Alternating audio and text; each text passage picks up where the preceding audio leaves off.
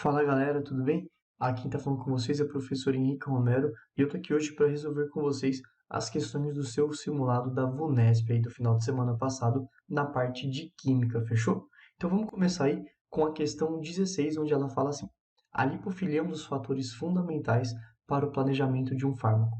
Ela mede o grau de afinidade, super importante isso, o grau de afinidade que a substância tem com ambientes apolares, ou seja, podendo ser avaliada aí por seu coeficiente de partição. Galera, ou seja, quanto maior o grau de afinidade, significa que mais apolar essa nossa substância é, tudo bem? E aí ele dá essa molécula, onde esse X, se nós mudarmos aí o grupamento, né, nós mudaremos a molécula. Ou seja, se nós colocarmos um grupamento OH, teremos a testosterona. Se nós colocarmos um hidrogênio, teremos o composto 1, e se nós colocarmos o CH3, teremos um composto 2. E olha o que ele fala para a gente. Em relação ao coeficiente de partição da testosterona, as lipofilias dos compostos 1 e 2 são respectivamente, ou seja, ele quer saber aí nesse caso, em relação à testosterona, se esse grupinho aqui do composto 1 e o composto 2, o que vai acontecer com eles em relação ao grau de afinidade comparado com a testosterona. Vamos lá? Se a gente substituir aqui por esse OH da testosterona, nós fazemos, né, com que essa molécula seja super polar, né? Teremos um OH aqui nessa parte, fazendo então que teremos até ligação de hidrogênio ali, então aumentando a polaridade dessa molécula. Por mais que ela seja super apolar, isso aqui a gente teria uma partinha aí totalmente polar, né? Já o composto 1 e o composto 2, independente se você colocar um hidrogênio ou um CH3, nós ainda deixamos essa nossa molécula muito mais apolar quando comparado com a testosterona, tudo bem? Porque, vamos lá, se nós substituirmos aqui um hidrogênio ou um CH3, tanto faz, o que acontece? Teremos aqui, no caso, interações de Van der Waals, né? Já a testosterona, teremos ligação de hidrogênio, que é muito mais polar. Então, nesse caso, galera, a lipofilia, ou seja, o grau de afinidade do composto 1 e do composto 2 vão ser muito maior do que da testosterona. A gente pode marcar aí tranquilamente a alternativa D. Maior do composto 1, maior do composto 2, comparado com a testosterona. Porque lembrando que nós estamos falando da afinidade por ambientes apolares. Semelhante dissolve semelhante, composto 1 e composto 2 são mais apolares do que a testosterona. Tudo bem? Vamos lá para o próximo, 17. A polaridade em compostos químicos tem contribuições importantes nas propriedades destes e também apresenta influências diretas nas interações intermoleculares.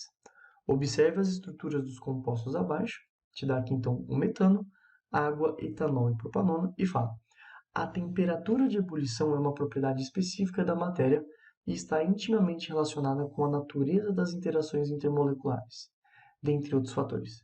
Diante do exposto, assinale a alternativa que relaciona corretamente a temperatura de ebulição em ordem crescente dessas substâncias apresentadas. Então vamos lá, galera. Bom, uma coisa que eu posso já ter certeza é que a água, no caso aqui, vai possuir maior ponto de ebulição. Vamos ver o porquê? Ela faz interações de hidrogênio e quando comparado com o etanol, que também faz, ela possui muito mais aqui, muito mais interações de hidrogênio do que no etanol. Então a gente pode falar que no caso que a água vai ser que possui maior ponto de ebulição de todos e depois o etanol, porque nós estamos falando aqui em relação às interações. Lembrando que a gente tem uma regrinha, né? Primeiro nós olhamos as interações, uma regrinha aí em relação aos pontos de fusão e pontos de ebulição.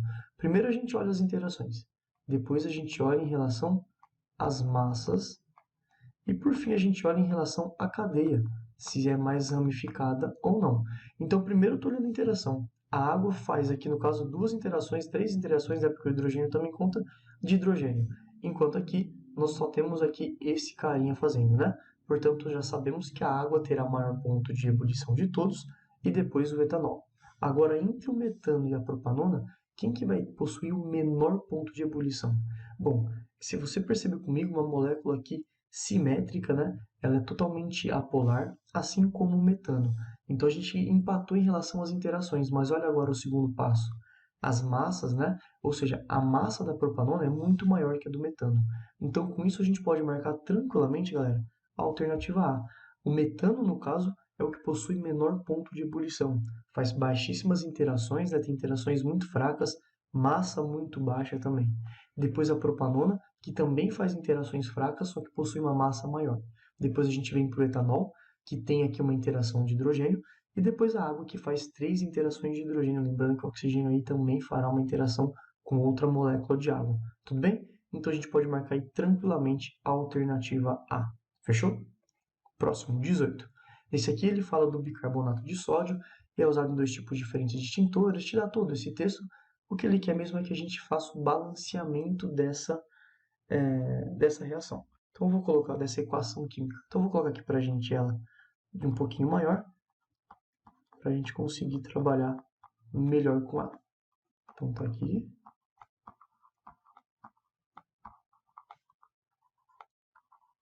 NA2, SO4, vamos ver se vai caber aqui. Água, mais vou colocar o CO2 aqui embaixo. Fechou? Então vamos lá. Bom, nesse caso, eu costumo fazer isso, vai de professor para professor.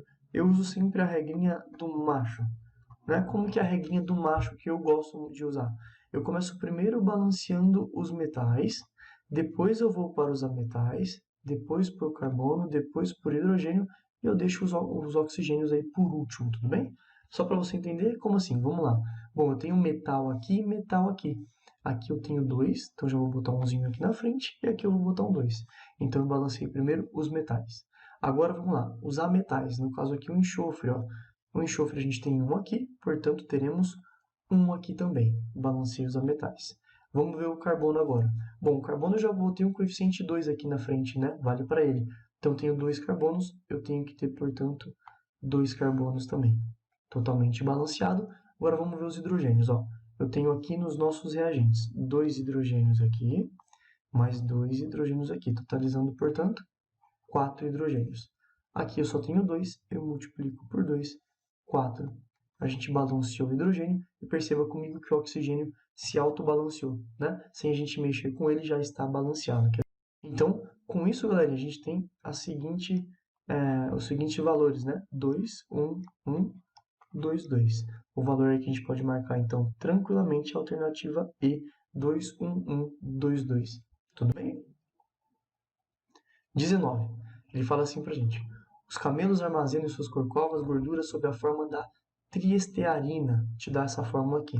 E aí ele coloca aqui, ele fala tudo isso aqui pra gente e coloca essa reaçãozinha super grande. Eu vou copiar ela aqui pra gente também, só pra gente poder trabalhar de uma forma melhor. Então, ó, 2C57 H110 O6 mais 163 O2 formando 114 CO2 mais 110 água. Eu estou colocando os estados físicos aqui, né? Numa prova aberta, obviamente, que você tem que colocar, só estou colocando porque primeiro que ia ficar super feio, super poluída a minha tela, beleza? Então vamos lá. Ó, nesse caso, ele quer que a gente fale assim, qual é a massa de água? Galera, isso aí agora é uma opinião minha, é uma dica minha. Eu sempre tenho o costume de ler os exercícios e ir grifando massa de água, então eu venho aqui em cima da água e coloco aqui, ó. Ele quer saber massa de água, que pode ser obtida a partir da metabolização de 1 mol desse cara aqui. Então aqui em cima eu venho e falo aqui, ó, mol. Por que você faz isso, Henricão? Porque agora eu sei qual é a proporção que eu tenho. Eu sei que esse cara aqui, eu tenho que usar a proporção em mol. Então tá aqui, tá? A proporção em mol. E deste cara aqui, eu tenho que usar a proporção do quê? De massa. No caso, 110, portanto, vezes 18, que é a massa molar da água. Tudo bem? E aí, agora ele quer saber quando eu tiver 1 mol, qual será para a gente aqui essa quantidade em massa. Então você percebe? Quando você faz isso de grifar o que é importante, colocar em cima, você já sabe onde você tem que mexer. Eu acho super bom, super válido essa dica, tá? Então vamos lá. Se a gente resolver essa regra de 3, a gente acha esse X aqui de 990 gramas, que a gente pode marcar tranquilamente a alternativa D. Tudo bem? Esse 20 ele fala assim, imagine que em uma balança de pratos, conforme mostra a figura 1, nos recipientes 1 e 2 foram colocadas quantidades iguais de um mesmo sólido, palha de ferro ou carvão. Foi ateado fogo à amostra contida no recipiente 2. Depois de cessar a queima, o arranjo tomou a disposição da figura 2. Ele colocou as duas reações que poderiam acontecer aqui pra gente. Vamos entender antes da gente ler? Bom, ele pegou esse carinha 2 e ateou o fogo, fechou. Quando isso aconteceu, a massa aumentou, tá vendo? A massa aumentou. Vamos lá, galera. Se nós estivéssemos usando o carvão mais oxigênio produziria um gás. Esse gás aqui no recipiente aberto, né, iria embora, portanto a massa iria diminuir, a balança ali do recipiente 2 iria subir. Já no caso da queima da palha de aço, o oxigênio faz a combustão e percebe, ele é incorporado no ferro, aumentando assim a massa. Portanto, nesse caso, ó, a gente aumenta a massa aqui, né? Isso aqui fica preso lá no nosso prato. Portanto, a massa desse cara aumenta. Então, nós temos a reaçãozinha está acontecendo com a palha de aço. Vamos ver as alternativas? Ele fala aqui, o sólido é o carvão? Não pode ser. O recipiente 1 continha carvão e o 2 palha de ferro? Ele falou que era o mesmo sólido, portanto, também não pode ser. C. O sólido contido nos dois recipientes é a palha de ferro? Até é verdade. E quando cessada a queima, o recipiente 2 ficou mais pesado, já que na reação ocorreu a incorporação de oxigênio do ar no produto formado, que é o Fe2O3. Portanto, essa é a nossa alternativa correta, a alternativa C. Tudo bem? 21. Nesse aqui, ele fala para a gente o rótulo de uma lata de desodorante em aerosol apresenta, entre outras, as seguintes informações. Propelente, gás butano, mantenha longe do fogo. Ele quer saber qual é a principal razão dessa advertência. Vamos lá, alternativa A. O aumento da temperatura faz aumentar a pressão do gás no interior da lata. Se você lembra lá de PVNRT, Pivot Povoltó, isso é verdade. Aumenta a temperatura, aumenta o volume também, no caso, aumenta a pressão também no interior da lata, o que pode causar uma explosão. Galera, super correto, né? Se você tem uma lata ali com butano e você aquece, o que acontece? O volume, no caso ali, não vai se alterar da lata, né?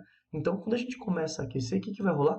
Vai aumentar a pressão de uma forma tão grotesca que vai tentar aumentar o volume. Como a lata está totalmente fechada, ela vai acabar explodindo para que consiga aumentar esse volume. Então, a alternativa A está correta, né? Vamos só ver por que estão erradas as outras. A lata é feita de alumínio que, pelo aquecimento, pode reagir com o oxigênio do ar? Não, né? O aquecimento provoca, se fosse assim, só porque aquece vai reagir? Não, tá errado isso, né? O aquecimento provoca o aumento do volume da lata, com a consequente condensação do gás. Vai condensar, vai ficar líquido, galera? Não, né? O aumento da temperatura provoca a polimerização do gás. A lata pode se derreter e reagir com substâncias contidas em seu interior. Galera, se a lata se derreter, simplesmente mantendo perto do fogo, isso é super difícil de acontecer, né? Então, alternativa A, tudo bem? Esse caso, para a gente terminar, ele fala assim, o 2-BHA é um fenol usado como antioxidante. A gente fala aí todo um texto sobre este cara. Olha o que ele quer. Ele fala que esse composto caracteriza-se por apresentar uma cadeia carbônica aromática, mononuclear, lembrando que a gente está falando de um fenol, e que nós temos o grupo terc-butil na posição orto e um grupo metóxi na posição para, tudo bem? Então vamos só lembrar aqui rapidinho o que são posições orto, meta, para, né? Então nós temos aqui, por exemplo, um OH. Galera, essa aqui é a nossa posição orto, essa aqui seria a nossa posição mediana, né? Então, meta, e essa é a nossa posição para. Aí, que é essa daqui? A mesma que a meta, essa aqui, mesma que a orto, beleza? Então, vamos lá. Ele fala pra gente que na posição orto, nós temos que ter um terc-butil e na posição para um metox. Galera, primeiro de tudo, eu vou excluir essa alternativa D, porque não é um anel aromático, tá? Primeiro de tudo. Então, fechou. A gente fica com essas outras opções aí. Nesse caso aqui, eu também vou excluir, porque essa posição, nem sei se está certo o grupo substituinte, nem estou olhando. Mas eu sei que não está na posição orto nem para, isso aqui está na posição meta. A gente não falou nada de posição meta. Então, eu fico com a alternativa A alternativa C e a alternativa E. Vamos ver? Esse cara aqui, na posiçãozinha orto, ele falou que é um terc-butil. Então, era para ter mais ou menos isso daqui, ó. Aqui é a nossa cadeia principal, né? Um terc-butil. Nesse caso, não é um terc-butil, né? É simplesmente um isobutil, na verdade, se a gente for ver, né? Porque ele faz assim, depois um CH3, um CH3. Então é um isobutil. Não pode ser. Então eu fico em dúvida entre a C e entre a E. Perceba que aqui nós temos o mesmo cara, tá? Agora, o grupo metóxi está na posição para. Galera, um grupo metóxi é um éter para nós, né? Nesse caso, perceba, esse carbono aqui está ligado diretamente no carbono. E o carbono está ligado num OH. Já nesse caso, o carbono está ligado num oxigênio que está ligado num CH3, como se fosse assim, ó. Portanto, isso sim é um grupamento metóxi, certo? Então, nesse caso, a alternativa correta é a alternativa E. Tudo bem? Então, eram esses exercícios que a gente tinha que resolver com vocês hoje. Espero que tenha te ajudado. Um grande beijo para vocês. Tchau.